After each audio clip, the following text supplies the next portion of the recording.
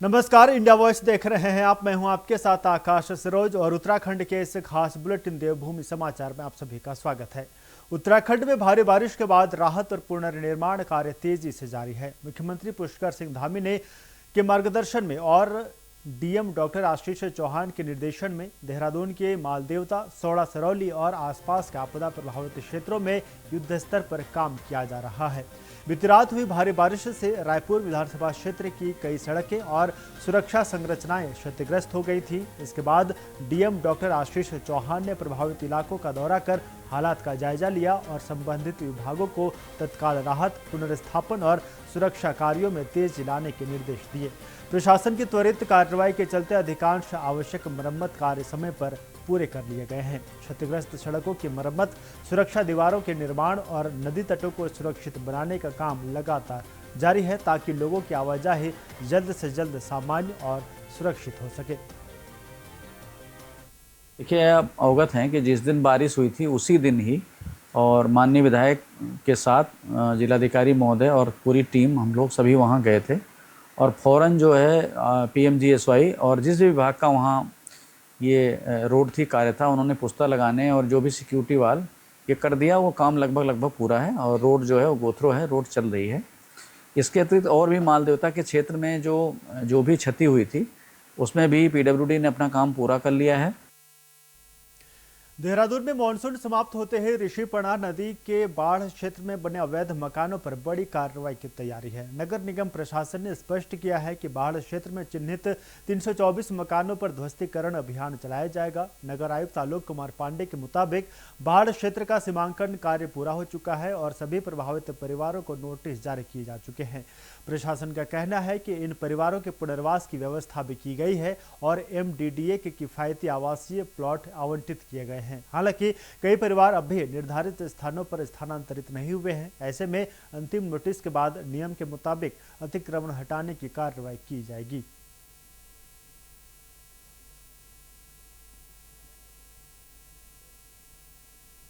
समस्या काठ बंगला वाली थी। अब उन्होंने रिस्पना की सफाई भी की थी। एनजीटी में भी एक प्रकरण था, कुछ वहाँ सरकारी इमारतें भी थी, उसको हम लोगों ने ध्वस्त करा दिया है और उसमें बिजली पानी का कनेक्शन लगवाना था, नगर निगम द्वारा उसको लगवाया जा चुका है और इसमें बात हुई थी उच्च स्तर पर और एमडीडीए को इसमें नोटिस देके अंततः खाली करा के उनको शिफ्टिंग करानी है।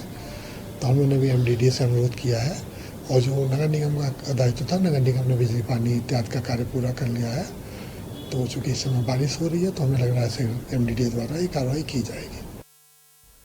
सोमेश्वर ब्लॉक कांग्रेस कमेटी के नेतृत्व में क्षेत्र की बदहाल सड़कों और लगातार बढ़ते गड्ढों को लेकर कांग्रेस कार्यकर्ताओं ने अनोखे अंदाज में विरोध प्रदर्शन किया। कांग्रेस कार्यकर्ताओं ने सड़क पर बने बड़े बड़े गड्ढों को व्यंग्यात्मक रूप से स्विमिंग पूल और खाल खतिया का नाम देते हुए राज्य की कैबिनेट मंत्री रेखा आर्य के खिलाफ विरोध दर्ज कराया। प्रदर्शन के दौरान कांग्रेस नेताओं ने व्यंग्यात्मक शैली में मंत्री से क्षमा याचना करते हुए कहा कि क्षेत्र की जनता इन गड्ढों को विकास समझने की भूल कर रही थी, जबकि वास्तव में ये तो स्विमिंग पूल और खाल खतियां हैं। कांग्रेस ने आरोप लगाया कि क्षेत्र की सड़कें बदहाल स्थिति में हैं, जिससे आम जनता, स्कूली बच्चों और वाहन चालकों को प्रतिदिन भारी परेशानियों का सामना करना पड़ रहा है। कांग्रेस कार्यकर्ताओं ने सरकार से क्षेत्र की जर्जर सड़कों का शीघ्र सुधार कराने की मांग करते हुए कहा कि अगर जल्द ही प्रभावी कार्रवाई नहीं की गई तो जनहित में आंदोलन को और भी व्यापक रूप दिया जाएगा।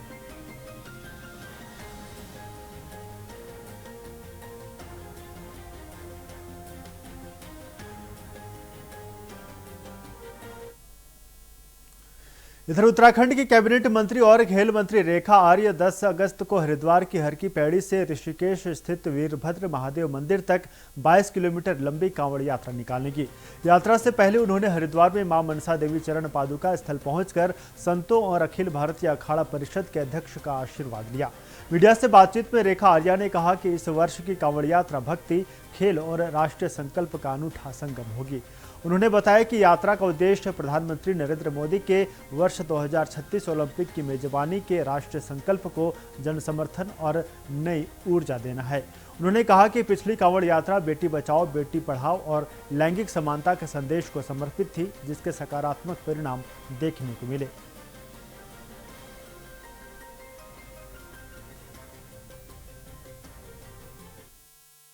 देखिए, कावड़ यात्रा 10 अगस्त को इसी संकल्प के साथ में ये यात्रा कावड़ के रूप में की जा रही है कि हम सब लोग चाहते हैं, और ये हमारी जो देवभूमि है वो ऊर्जावान भूमि है, और इस ऊर्जावान भूमि से एक जो राष्ट्रीय संकल्प है जो हमारे देश के यशस्वी प्रधानमंत्री मोदी जी ने लिया है कि 2036 का ओलंपिक जो है वह भारत में ही हो, 2036 का ओलंपिक की मेजबानी भारत करे, भारत जो है वह खेल महाशक्ति के रूप में उभरे।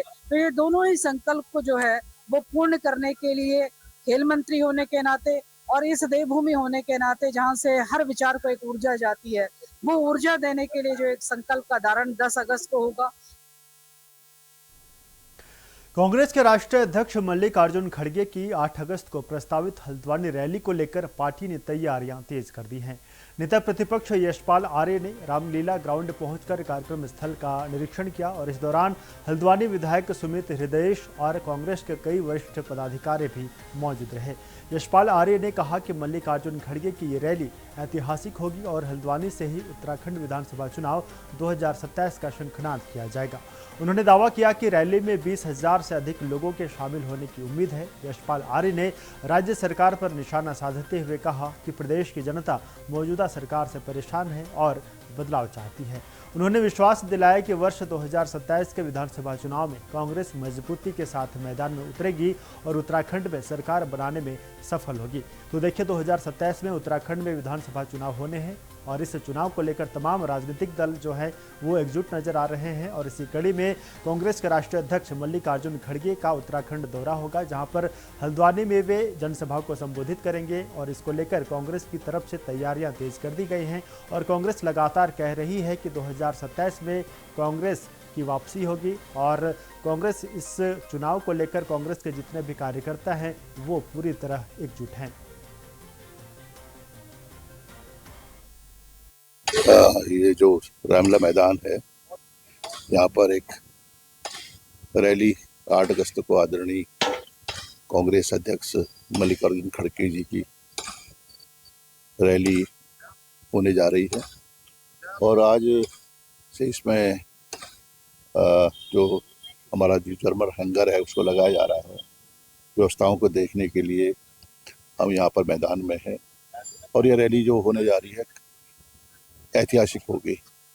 हमारे कांग्रेस के कार्यकर्ताओं में जोश भी है, स्फूर्ति भी है, उत्साह भी है और सभी हमारे साथी सहयोगी, हमारे माननीय विधायकगण, पूर्व विधायकगण और हमारे कांग्रेस के वरिष्ठ नेता, सभी हमारे संगठन के जो हमारे प्रमुख लोग हैं, जिला इकाई के अध्यक्ष, महानगर इकाई के अध्यक्ष, उधम सिंह नगर हो या नैनीताल हल्द्वानी हो।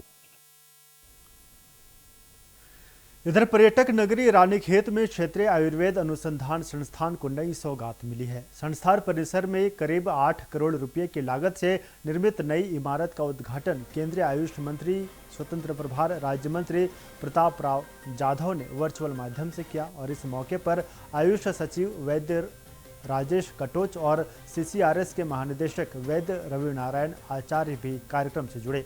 कार्यक्रम के दौरान पुणे में निर्मित एक अन्य भवन का उद्घाटन और नागपुर में भूमि पूजन का भी सीधा प्रसारण किया गया। रानीखेत स्थित CCRS परिसर में वर्ष 2023-24 के दौरान स्वीकृत गेस्ट हाउस और स्टाफ क्वार्टर का निर्माण पूरा होने के बाद CPWD के सहयोग से उद्घाटन समारोह का आयोजन किया गया। इस समारोह में विभाग के सहायक अभियंता धीरेन्द्र यादव और संस्थान प्रभारी सहायक निदेशक डॉक्टर VB कुमावत ने नवनिर्मित भवन की नाम पट्टिका का अनावरण किया। इस मौके पर संस्थान के चिकित्सक, अधिकारी और अन्य कर्मचारी भी मौजूद रहे।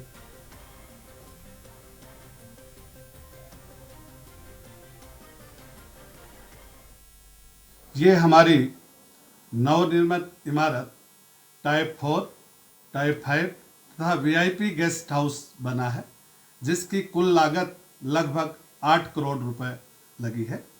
ये आज के दिन वर्चुअल माध्यम से माननीय आयुष राज्य मंत्री स्वतंत्र प्रभार एवं राज्य मंत्री स्वास्थ्य एवं परिवार कल्याण मंत्रालय, भारत सरकार, श्री प्रताप राव जाधव जी के कर कमलों द्वारा संपन्न हुआ। तो देवभूमि समाचार में वक्त हो चला है एक छोटे से ब्रेक का, जल्द लौटेंगे। ब्रेक के बाद आपका स्वागत है। बढ़ेंगे खबरों की ओर। उत्तरकाशी के बड़कोट से खबर है, जहां पर उत्तराखंड शासन की ओर से नगर निकायों में नामित सदस्यों की नियुक्ति के बाद शपथ ग्रहण समारोह का आयोजन किया गया। नगर पालिका बड़कोट में उप जिलाधिकारी ब्रिजेश तिवारी और अधिशासी अधिकारी शिवानी रावत ने प्रवीण रावत, मीनाक्षी रौंटा और नीरज चौहान को पद एवं गोपनीयता की शपथ दिलाई। इस मौके पर बीजेपी के पदाधिकारी, नगर पालिका के सदस्य और बड़ी संख्या में स्थानीय नागरिक और वरिष्ठ जन मौजूद रहे। शपथ ग्रहण के बाद नामित सदस्यों ने मुख्यमंत्री पुष्कर सिंह धामी का आभार व्यक्त किया। वहीं नामित सदस्य प्रवीण रावत ने कहा कि नगर पालिका क्षेत्र का विकास उनकी पहली प्राथमिकता होगी और जनहित से जुड़े कार्यों को प्राथमिकता के आधार पर आगे बढ़ाया जाएगा।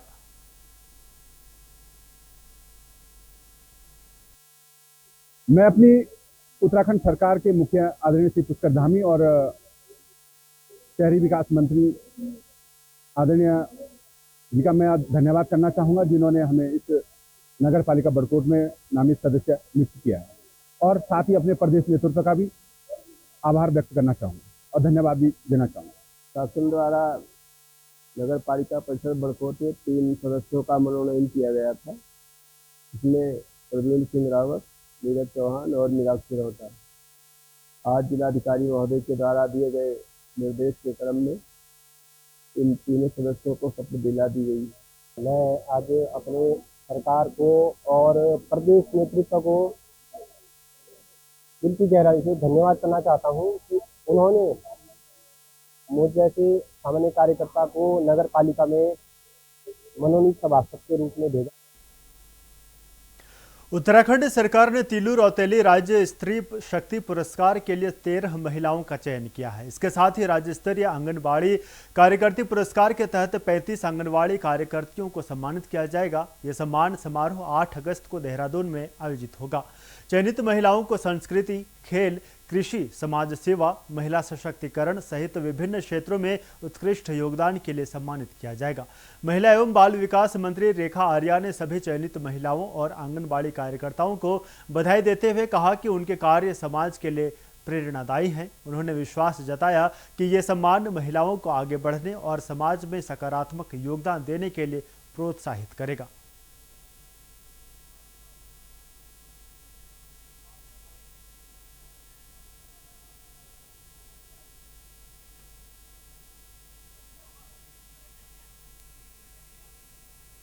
उत्तराखंड में संकल्प कांवड़ यात्रा और 2036 ओलंपिक मेजबानी को लेकर सियासत तेज हो गई है। खेल मंत्री रेखा आर्या 10 अगस्त को हरिद्वार से नीलकंठ महादेव मंदिर तक 22 किलोमीटर की संकल्प कांवड़ यात्रा निकालेंगी। इसे लेकर कांग्रेस ने सरकार पर निशाना साधा। कांग्रेस का कहना है कि सिर्फ कांवड़ यात्रा से ओलंपिक की मेजबानी नहीं मिल सकती। पार्टी ने कहा कि इसके लिए विश्व स्तरीय खेल ढांचा, खिलाड़ियों के लिए बेहतर सुविधाएं और मजबूत खेल नीति जरूरी है। कांग्रेस ने सरकार से ओलंपिक को लेकर स्पष्ट रोड मैप जारी करने की मांग की है।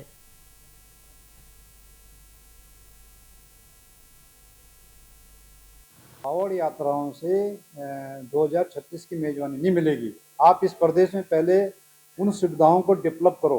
कांग्रेस ने जो नरेंद्र तिवारी जी की सरकार में जो हमने बुनियाद डाली थी, उस बुनियाद को जो है तुमने एक कदम भी आगे नहीं बढ़ाया। कैसे तुम जो है मेजबानी करोगे? यहाँ हमारा जो ढांचा है, जो खेल स्ट्रक्चर है, जो मैदान है, जो सुविधाएं हैं, वो सुविधाएं तो जीरो हैं।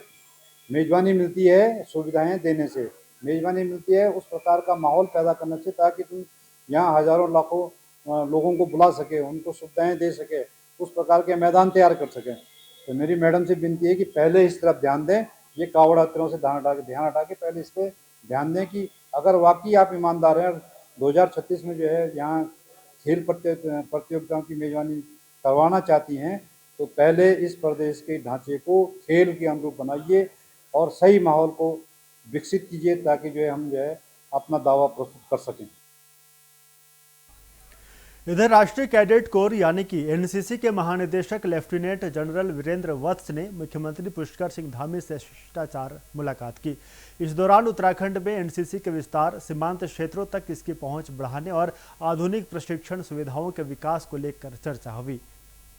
महानिदेशक एनसीसी ने राज्य में नई इकाइयों के गठन और प्रस्तावित एनसीसी अकादमी सहित भविष्य की योजनाओं की जानकारी मुख्यमंत्री को दी। मुख्यमंत्री धामी ने कहा कि युवाओं में अनुशासन, नेतृत्व क्षमता और राष्ट्र सेवा की भावना विकसित करने में एनसीसी की अहम भूमिका है। उन्होंने राज्य सरकार की ओर से सभी योजनाओं में पूर्ण सहयोग का भरोसा दिया।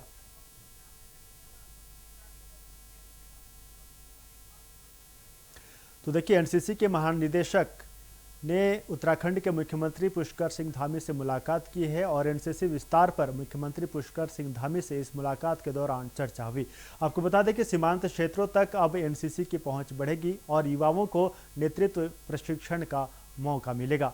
और इस मुलाकात को लेकर उत्तराखंड के मुख्यमंत्री पुष्कर सिंह धामी ने कहा कि देश के विकास में, युवाओं के विकास में एनसीसी की अहम भूमिका है और एनसीसी को हर संभव मदद की जाएगी। जिस तरीके से इस मुलाकात में एनसीसी के महानिदेशक ने पुष्कर सिंह धामी से मुलाकात की है और एनसीसी के महानिदेशक ने पुष्कर सिंह धामी के समक्ष कई मांगे रखी हैं और इसको लेकर पुष्कर सिंह धामी ने उन मांगों पर काम करने की बात कही है। और पुष्कर सिंह धामी का ये भी कहना है कि एनसीसी के विकास के लिए, युवाओं के विकास के लिए और जिस तरीके से एनसीसी की अहम भूमिका है देश के विकास में, देश के विकास के लिए हर संभव सरकार की तरफ से मदद की जाएगी और युवाओं का विकास पुष्कर सिंह धामी सरकार की पहली प्राथमिकता है।